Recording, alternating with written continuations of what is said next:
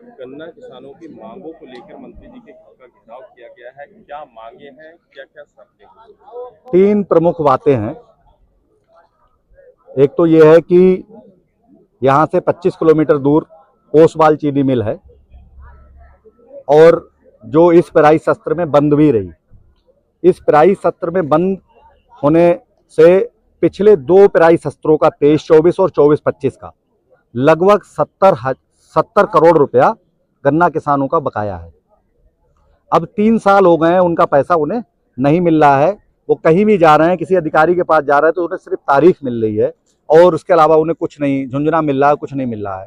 तो वहाँ के किसानों से विचार विमर्श हुआ तो उन्होंने कहा कि चलिए मंत्री जी से सीधे बात करते, क्योंकि वो खुद सरकार है तो वो बताएंगे कि हाँ हमारा भुगतान हमें मिलेगा या नहीं मिलेगा और मिलेगा तो कब मिलेगा। दूसरा, ये बजाज की शुगर मिल बरखेड़ा में है। बजाज शुगर मिल बरखेड़ा पिछले पेराई सत्र में केवल 13 दिन का भुगतान की है और सभी किसानों का गन्ना ले ली है और 13 दिन का भुगतान किया है। उस पर भी करीब किसानों का 135 करोड़ रुपया और कुछ लाख, 135 करोड़ कुछ लाख रुपया बकाया है। तो ये माननीय मुख्यमंत्री जी ने वादा किया था कि हम 14वें दिन में गन्ना का भुगतान गन्ना किसानों को कराएंगे। तो ये पूरी तरह से वादा खिलाफी और छला हुआ और ठगा हुआ किसान महसूस कर रहा है अपने आप को। तीसरा मामला ये है कि यहाँ पे माननीय देश के गृह मंत्री जी आए थे चुनावी सभा में, माननीय मुख्यमंत्री जी थे और उन्हें पब्लिक से वादा किया था कि जो 9-10 में मझोला चीनी मिल बंद हो गई थी उस चीनी मिल को हम शुरू कराएंगे।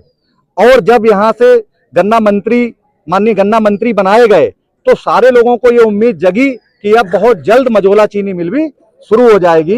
लेकिन 4 सत्र निकल गए हैं, लास्ट पेराई सत्र बचा है इस सरकार का, लेकिन चीनी मिल नहीं शुरू हो पाई।